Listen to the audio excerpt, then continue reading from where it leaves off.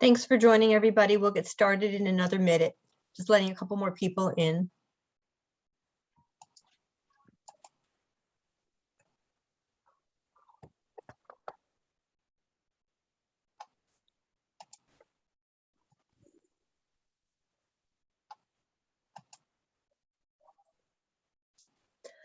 Okay, thank you, everybody, for joining this session on LinkedIn. Kelly Shea, the Associate Director of the Career Management Center, is going to be leading this, this session. It will be recorded.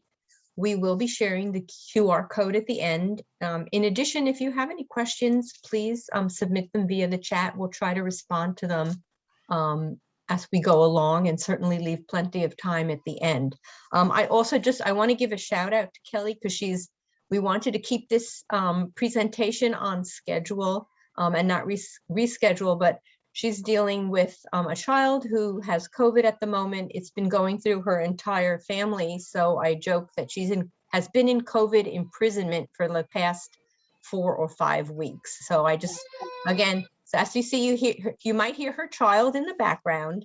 But again, she's going to present the material to you and we'll answer any of your questions via the chat. So again, thanks so much for coming, everybody. And Kelly, take it away. Okay, thank you, Felicia. And again, thanks for everyone's understanding. I'm keeping my 1.5-year-old as occupied as possible to be able to do this. So again, thank you for coming to the LinkedIn session. We did our session earlier in the fall, kind of about digital presence. And we wanted to kind of go deeper into LinkedIn to make sure that you're really, using LinkedIn to its full benefit as you're thinking about your searching and your career plans. My goodness.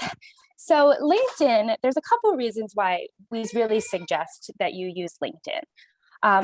The whole purpose of LinkedIn is to connect with other professionals, whether that be your fellow students or previous classmates of yours and professionals in the field. So that's what the purpose of LinkedIn is for. And we're going to talk about how to use that and to connect with others.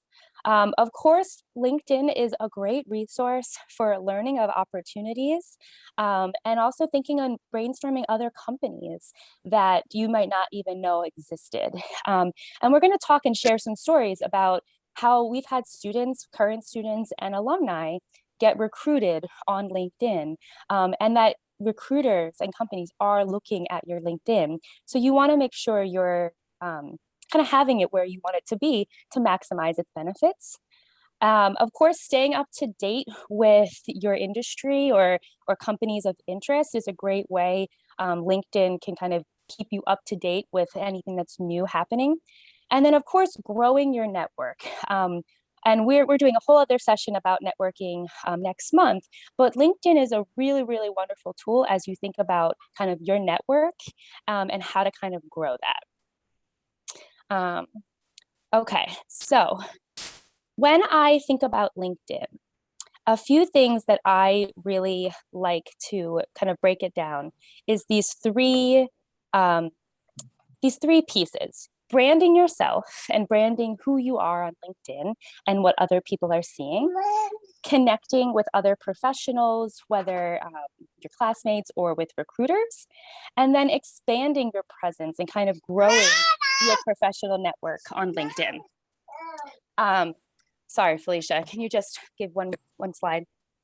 Okay, so your brand, I'm sorry, hold on one second. I'm gonna pick up my child and see if maybe this will work. Come here. All right. Okay. Felicia, do you mind just starting? I'm sorry. While Sophie Kelly deals with Sophie's tantrum, I'll take over. So again, we're using sort of this language of branding and want you to keep that in mind. Wait, Kelly, let's go back. Okay, so there's 4 main elements of this brand.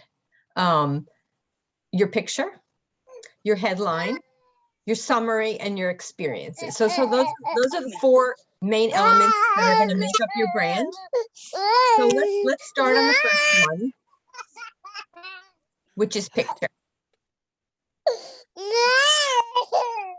Okay, so as you can see, this snapshot of Kelly's picture. So always make sure you don't have to spend a lot of money on a picture, but it does have to be a professional picture. You can take it with your iPhone, have a friend take it. It really should be sort of shoulders and head. Kelly, did you want to add anything about that? Yes. So one other thing to just think about is before the picture is my first suggestion is to customize your URL. So you can see here that when you have an account, you have a regular URL. And then you also can customize your URL so that if you do want to put it on your resume, you can make it with your name. And this screenshot does show how easy it is when you go on your profile to edit your URL. And just have it be LinkedIn and then your name, much more professional and easy for people to find you.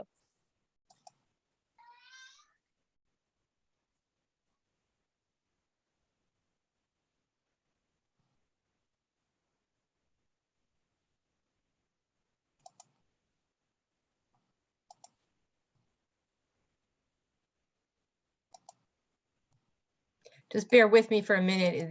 It keeps advancing where it shouldn't. Okay, so here's just, again, a little bit about the photo.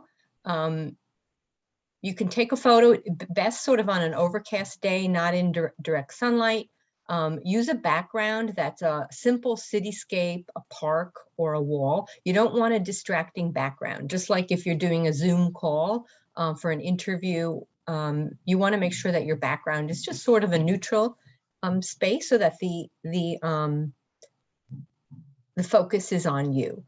It should be in portrait mode, and then also check the LinkedIn guidelines for your pixels so that you're making sure that you're not going to have one of those really fuzzy, unprofessional looking photos.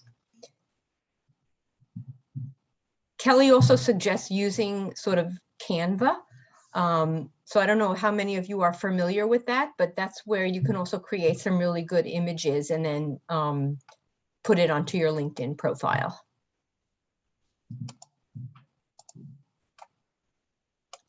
Okay, hold on one second.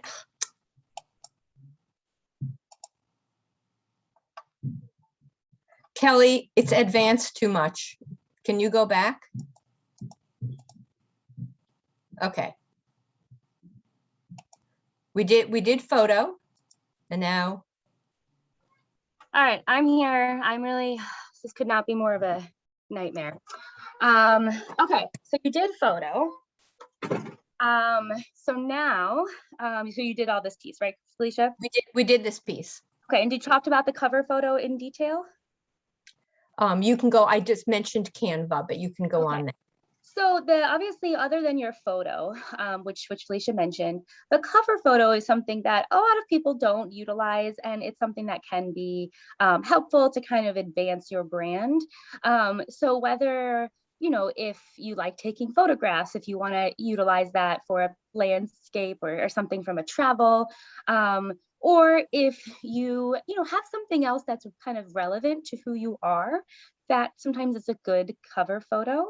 But in addition, you can utilize Canva and you can make kind of like a cover photo background that might have just an interesting background, or I've seen some that have some good kind of keywords or phrases kind of about what that student or that professional is passionate about. So that's just one thing. If you want to get a little more creative, that's what I would suggest if you want to use a cover photo, what to include. And then the next slide just has a couple of examples that I found on a website.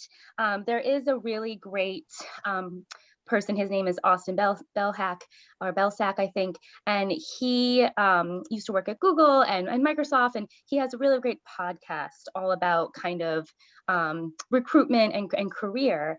And I have his link also in here, but he has a really great article that really breaks down LinkedIn.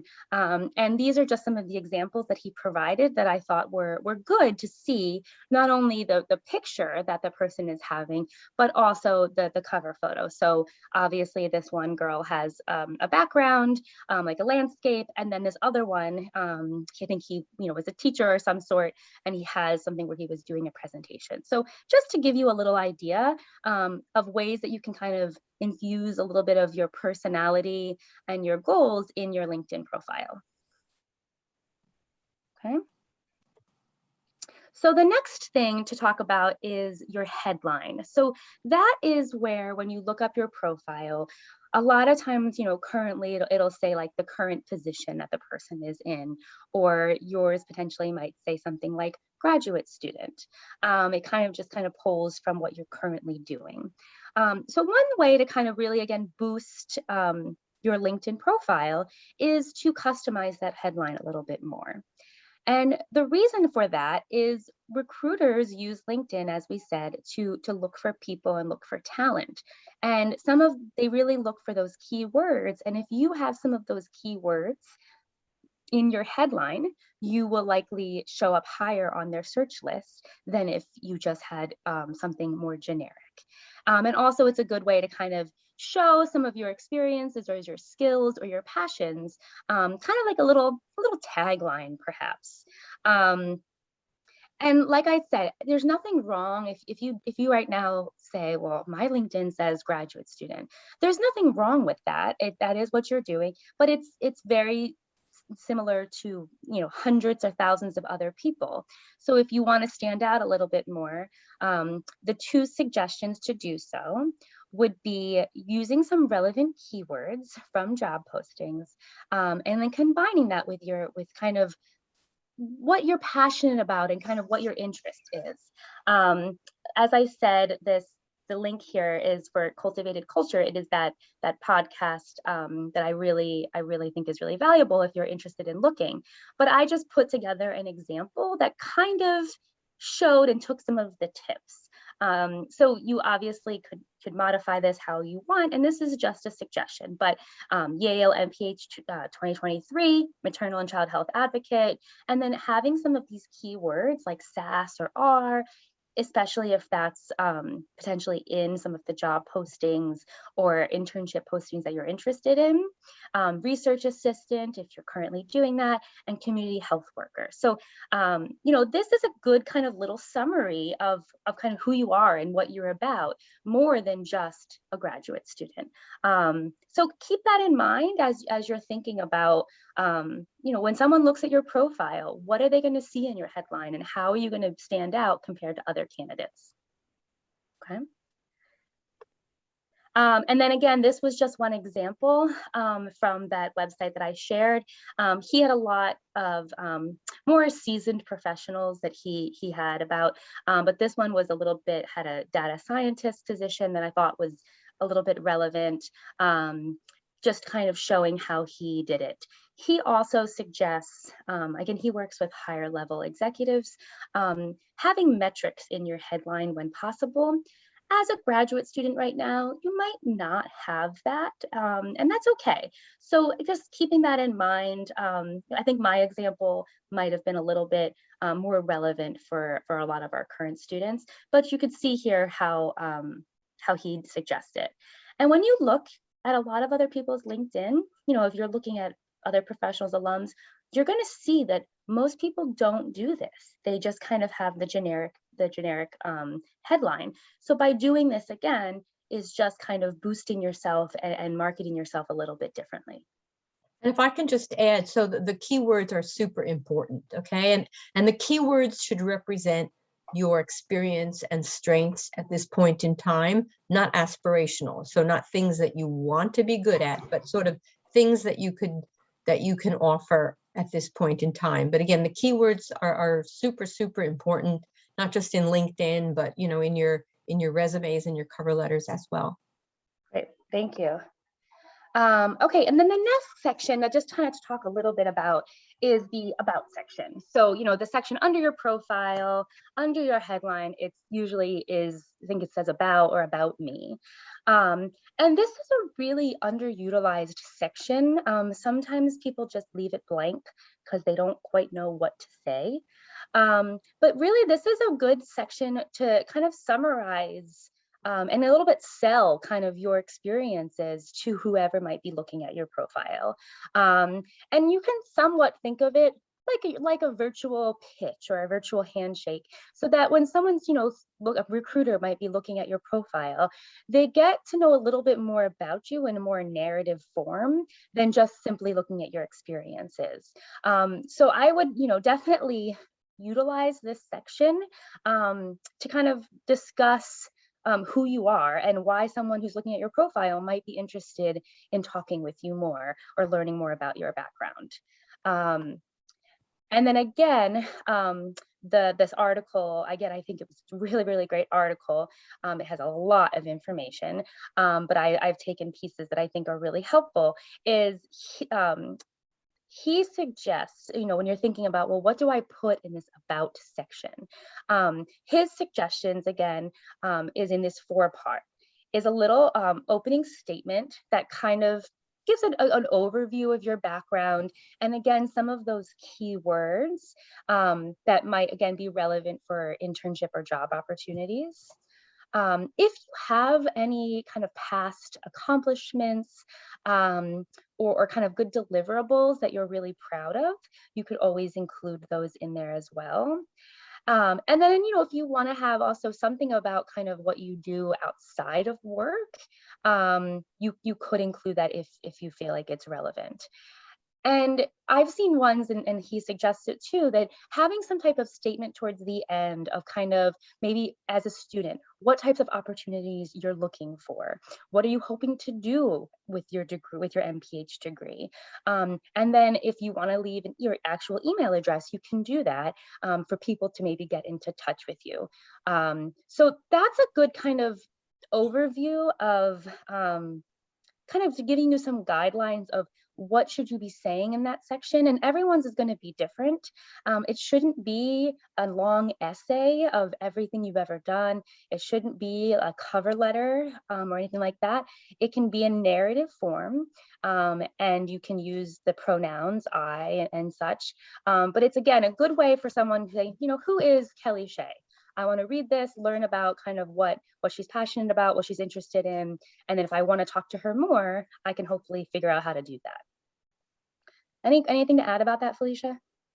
No, I think that's a really, I mean, it really has to be different than just, you know, what you would put in a cover letter, and sort of much more targeted, because LinkedIn profiles are read really, really quickly. I mean, a lot of times, you know, people will just pick up, again, they're just picking up keywords and highlights. Okay, and Felicia, do you mind just taking the next slide for 1 second? I'll be right back. Sure. Okay, so on the experience section, really want to emphasize that this should not be a cut and paste from your resume. So you don't, that is just not the point of a LinkedIn profile. The LinkedIn profile, again, is sort of highlights at this point in time. So you want to include any relevant experiences, even some that you might have cut from your resume.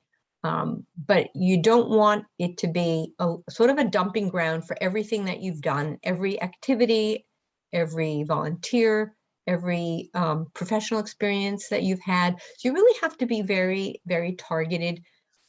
I would recommend that you also don't have experiences in LinkedIn, a lot of experiences in LinkedIn that are then not mirrored in your resume. So what you're trying to do is create sort of a theme about yourself, going back to this idea of sort of branding. So when you list your experiences, if you have an in-depth description in your resume, do not put an in-depth description under experiences. This, again, should be sort of highlights, really no more than 1 or 2 bullet points, just sort of summarizing what you did.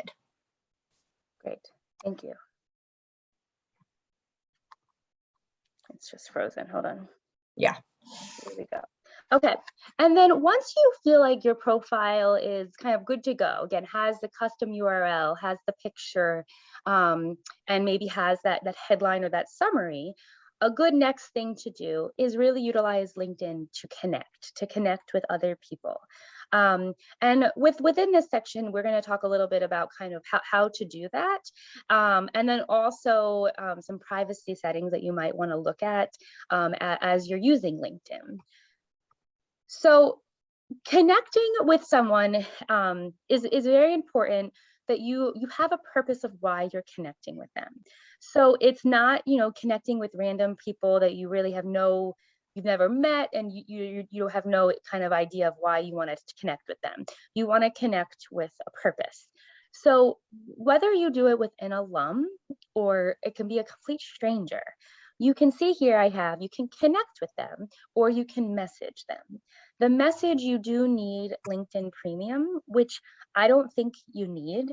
I think there's positives to it, but kind of all that I'm talking about is all for the free version of LinkedIn. So unlike using the message, I always select the connect. But when we're going to talk in a second, is when you do the connect, you have to personalize the note. So that the person, when they get your notification that Felicia Spencer wants to connect with you, if I don't know who Felicia Spencer is, it'll tell me why she wants to connect with me. So think about that when you're connecting with people. If it's a previous colleague, or if it's someone who did a presentation in a class of yours that you really liked what they had to say and you want to connect with them, click the connect message, but have a personalized message so that they know who you are and they don't just decline your request.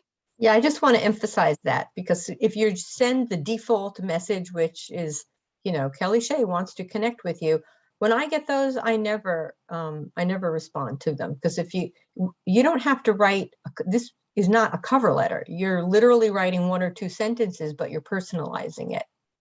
Right. Okay. Sorry, my mouse. Okay, here we go. So the next, here I also have these on Handshake, but this is just an example of what do you say when you're connecting with someone. You are limited, I believe it's still 200 characters, maybe 300 characters. But here is just, again, a sample that when you're not quite sure what to say in that connect message, this gives, a template, whether it's with an alum, and that's where you're pulling together that that they're an alum. So again, my name is so-and-so, and then a little bit about who you are and why are you reaching out to them? What is the purpose of why you're connecting with them? If you have something in common, you can obviously say that and mention that. And then what are you asking for? What are you reaching out for them? If you just want a connection, thank you so much for the presentation that you gave. Would love to stay connected so that we can, keep in touch professionally. You can have something like that. But if it's more of a reach out to talk with someone, have that action step of a call or some next move. And then again, you'll see another sample that I have if it's for someone that you have no idea who they are. If it's a complete stranger, you definitely can still use LinkedIn to do that reach out, but again, be very clear of who you are and what is the purpose of why you're reaching out. Much more likely to get an acceptance on the connect request, and then a conversation could follow if you include this message. And one anecdote to share kind of about this is, I've had some students that they do this with whether it's alums or cold emails, and some of them are successful, and some of them you might not hear back from. But I know one year, a couple of years ago, it was a student who wanted to do a project she wanted to do in California with this professor who was doing amazing work. She, was like, it's a long shot. She was some high up professor. She wrote to her on LinkedIn, with a message like this, and then they started having some conversations, and she ended up doing her internship with the woman, and that woman kind of became like a little mentor to her. And that's all because she found her information on LinkedIn and reached out and said, I want to have a conversation. This is what I'm going to say. So it definitely can be very successful, whether it's for internships or for jobs, doing something like this. Kelly, if I can pause for 1 second. So we had a question about the previous the summary, does it matter if the section is written in the first person or the third person? Do you have any thoughts on that? So my thoughts, again, I'm not a LinkedIn expert, but I definitely have done a lot of research and taking some classes and some stuff to learn more about it. I think that it could be done in either way. I from my experience and my back, I would say it's good to do it in the first person because you're managing it. That would be my suggestion. I've seen other people who have done it in the third person. I sometimes wonder if they're managing their LinkedIn or if like someone doing it for them. I just think the third person sounds like it's not yours, but I don't know if there's a hard and fast rule for that. But I would suggest the narrative form in first person. I agree. I think that sounds more authentic. Yeah, that's a great question. Thank you. Okay, so for continuing to connect, one resource I wanted to share that I use all the time when I work with students is finding alumni. And really utilizing this to, if you want to connect with alums and you want to see what alums are doing, or if there's any previous students at a certain company that you're really interested in, using this tool. And I would also suggest doing this similarly with your undergrad institution, especially if it's in an area that you're interested in. A really great resource. So I always suggest students to go up to the Yale School of Public Health and look up alumni. And then you can search by company, keywords. It's not a perfect keyword search, but it's decent. Or if you're also like doing an internship in DC and you want to find other alums who are in DC, this is a helpful thing to do. I also really suggest doing this. I've worked with students in the past who maybe want to go for their PhD, and they would love to find an alum who went to get their PhD, but they also are kind of curious of what did that alum maybe do for their internship. So I always suggest, obviously you can talk to the alums, but so start here. Look up, you can find past students who have gone on to their PhD and look up their profile and see, oh, well, when they were an MPH student, they did this for their internship. And I didn't even consider that. That's a really good idea. So again, it's a really good brainstorming tool. And then if you're interested in talking, you can obviously connect with those alums and kind of continue that conversation. So the great thing, alumni feature is really good. Yeah, and the great thing about this feature is, that all the alums who are on LinkedIn want to be contacted. This is a networking tool. So it's not like you have to worry about, well, what if they, am I imposing on them? Maybe they don't want to hear from me. It's not really like a complete cold call. They're already have sort of signed in to participate in networking. And I like this also because it's the most really up-to-date information. We get information, the career office gets information when students graduate, where they go on to work. But our office doesn't know where they go 5 years later. We don't keep track of that. And the alumni office might, but that depends if that alum told them. So really LinkedIn is kind of the most up-to-date way to figure out where people are and how to connect with them. So again, really almost if any of the students here on the call have met with me, they probably have heard me already talk about using this feature. A little bit just about privacy, that, again, some of these are helpful to think about. The one thing that, especially if you're thinking about in the future, if you're at a company and you're looking to switch, to make changes, there's ways that you can have it so that your current network can't see kind of maybe what things you're looking for, that you're open for opportunities, so that, if you're at a job and you're not happy, your boss, if you're connected with them on LinkedIn, won't really see kind of any of your updates or your changes. So that's one thing to just keep in mind in the future. But the one feature to really think about is this open candidates feature. That's something, especially for students who are going to be graduating. And I have the screenshot here on the main page of your LinkedIn. You can say to recruiters that you're open to looking for jobs. So again, that if when they're doing their searching, your profile would show up because you're turning on that you're looking for work, you're looking for opportunities. So keep that in mind, and you can look in the privacy settings in more detail, because there's lots of other things about kind of your own privacy and how you're visible. But just the open candidates feature is good if you're open to being contacted by recruiters. I met with a student yesterday, a second-year student who was contacted through this channel. He had forgotten that he even had it activated, but he was contacted by a healthcare company, someone who wanted to have a 15-minute phone chat with him. So it's definitely, people who are looking to hire people involved in talent acquisition are really utilizing that feature. Right.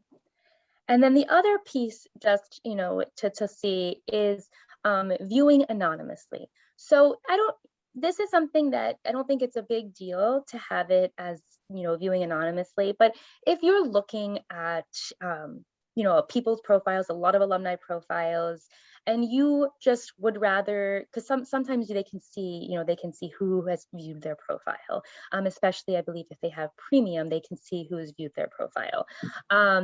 If you don't want to show up on, that you viewed their profile, you can change in your profile that you are anonymous. Again, I don't know if it's a huge deal unless you're looking up like the same person's profile a lot. The purpose of LinkedIn is to look at other people's profiles and to kind of network, but just keep this in mind as you're viewing, if you want to view, it be visible, or if you want to be more viewing in private mode, and you can keep track of this. So this is just a quick highlight of some privacy settings in LinkedIn. So check yours, because they're always updating things to make sure that it's really in line with kind of what you want to be doing on LinkedIn. Okay. Okay, so if you have your, you have your profile and your branding, and then you're starting to connect with people, that's already then using LinkedIn pretty well.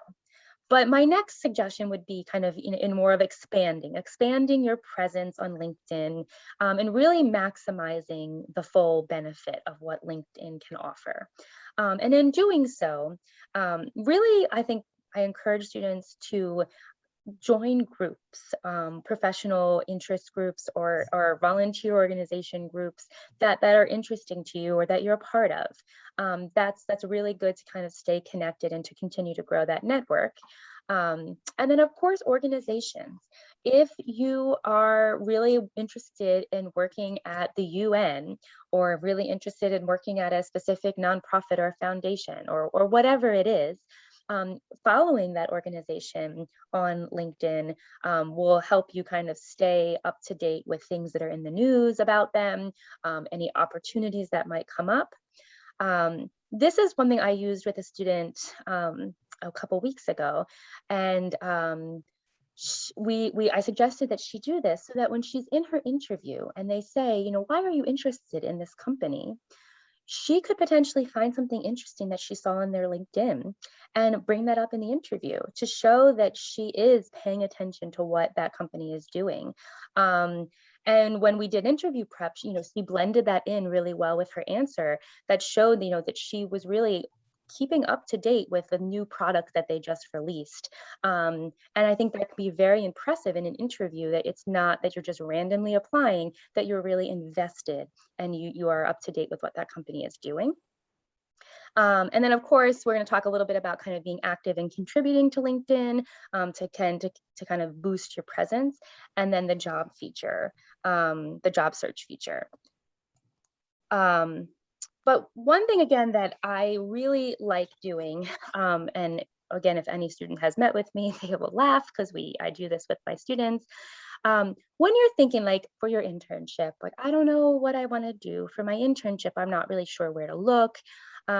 Two things that I really like using LinkedIn for is I really like looking up a specific company that you might be interested in. And then I love looking up the people who work there. It's really helpful to just kind of see their team and who's working there. Is it a good mix of MPHs? What other degrees, is there? But I also then like looking up the person's profile and saying kind of, oh, they're where I want to be 5 years from now. What opportunities did they do to help them get there? And then you'll see, again, different ways for you to brainstorm things that you might want to consider doing. And then, of course, this is a really great way to connect with someone who might be doing something that you would love to do. And a great way to kind of do that connect and find someone to connect with. If you then, again, look up the organization and then look up the people who work there. But the other feature that I really like is looking up similar companies that might be, doing, generally similar work to what a certain organization is doing. So if this one is just, I pulled up in gender health, you're really interested in the work that they do, on the right-hand side, you should see, people also viewed. And there might be other companies that are very similar in the sector and in the work that they do that you might not have even heard of. So again, just kind of opens your options to other places that you might not see on a job board necessarily, but you might be able to find in this way. So those are two other tools that I think a lot of people don't utilize, and a really good way to kind of just help you come up with your target list, whether again for internships or for job searching or for just growing your network in general. Anything else to add about that, Felicia? Nope, I think that's really a great feature. Again, a really good, I think also an underutilized feature. And then of course, contributing. I'm not suggesting, I know our students are all very busy with classes. I'm not suggesting that you should be logging into LinkedIn and sharing articles that you wrote on a daily basis. I mean, you could do that if you want, but, start off small, contribute. So again, follow or companies that you like. Leave comments, thoughtful comments, if you see an article that your company posted. If you have something relevant and thoughtful to say, leave a comment. It's a great way to boost your visibility. If you are interested in a company and they post something and you only see that, maybe 500 people have liked the article, but only 5 people have commented. If you have something relevant to say and you comment, that's boosting your visibility, not only to the company, but also anyone who's viewing that article. And then again, that person might then want to connect with you and continue conversation. So just a good way to kind of network and meet other people in your desired area of interest. I always say leave thoughtful comments, because you don't want to just leave a comment to leave a comment, but if it's something that you really can engage, I think a lot of recruiters can find talent and people who are interested who are doing that. And then even simply, if you're still not there, you can just also, if you want to like something, it just helps you kind of get engaged in using the platform, is something that I would say, you can do. And then of course, if you're interested, if you write something, during your internship or something else, and you want to share your own content on LinkedIn, you definitely can do that and share it with your network. And then again, who knows who then will see it as it continues to kind of expand throughout LinkedIn. Okay. And then of course, very briefly, this is a simple feature, but the job search feature on LinkedIn, we have obviously Handshake and there's other job boards, but LinkedIn's job board is a really great job board as well. So utilizing that feature as you're thinking about jobs and internships, again, you can set yourself alerts and whatnot. But this is, I would say, other than Handshake, I think LinkedIn would be a job board that I would definitely suggest having bookmarked for yourself to utilize. But don't bypass the groundwork that Kelly spoke about in the beginning. Don't jump to using the LinkedIn job board without having a really nicely curated, profile and summary first. Right, thank you. And that's exactly it. So before you kind of do the connecting and then the expanding, and I think that first piece of kind of your profile is most important, because whether it's you're connecting with an alum or you're applying for a job, they're going to look back on your profile. So having that set is really, I think, the first step in utilizing LinkedIn. And again, I mostly want to stress your LinkedIn profile. It doesn't have to be tons of work.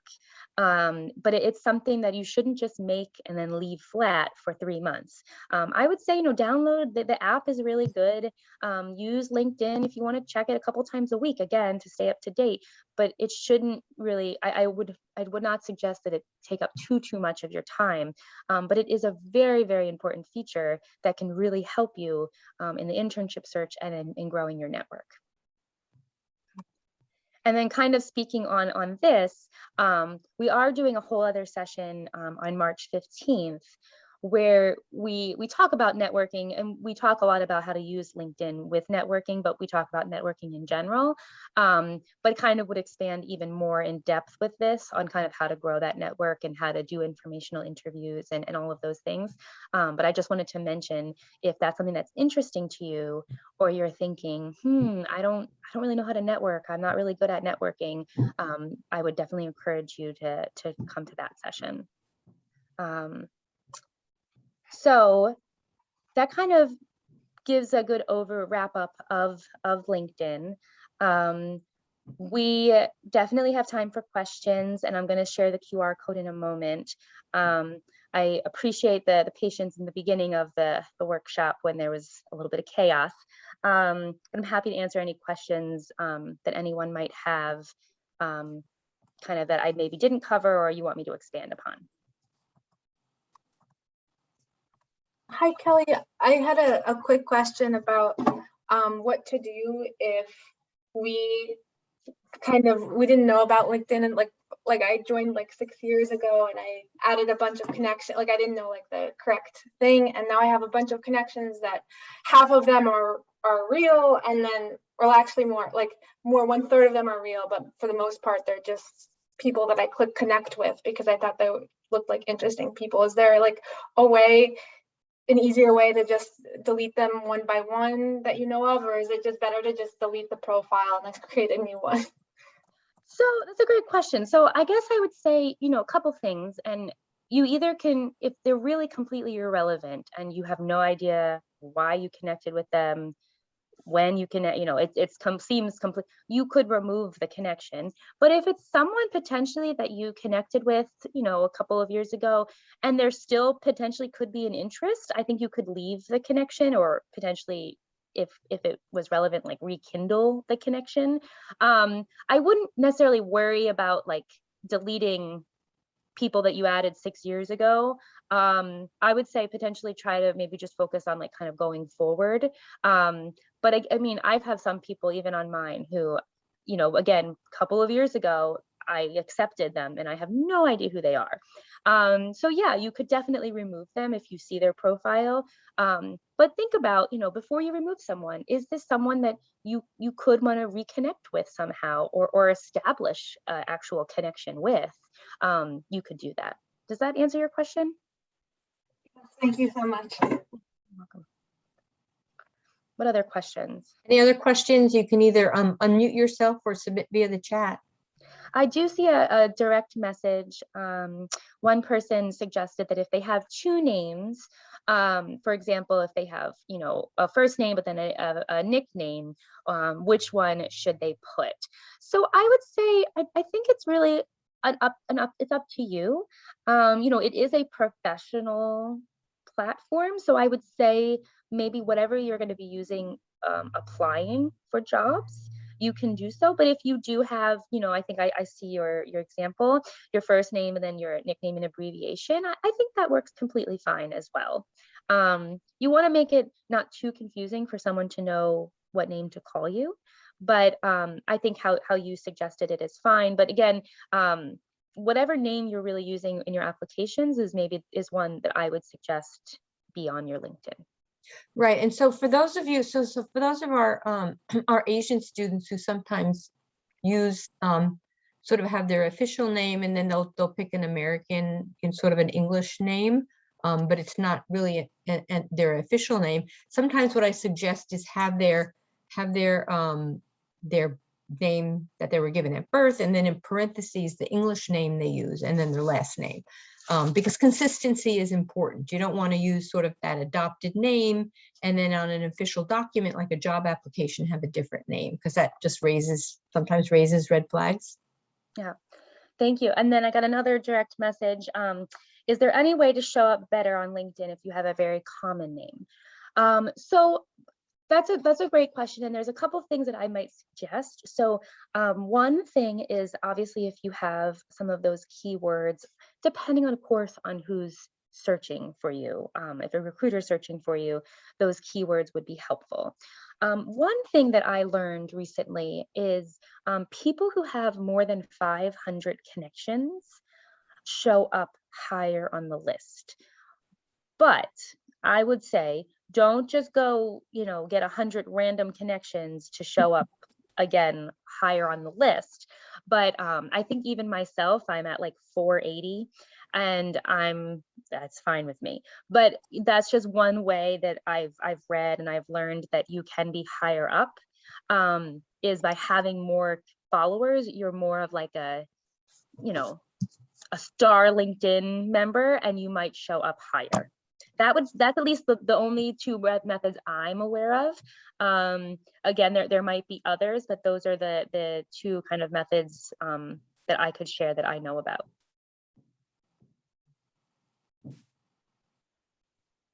What else? We'll keep the QR code and we're here for any questions.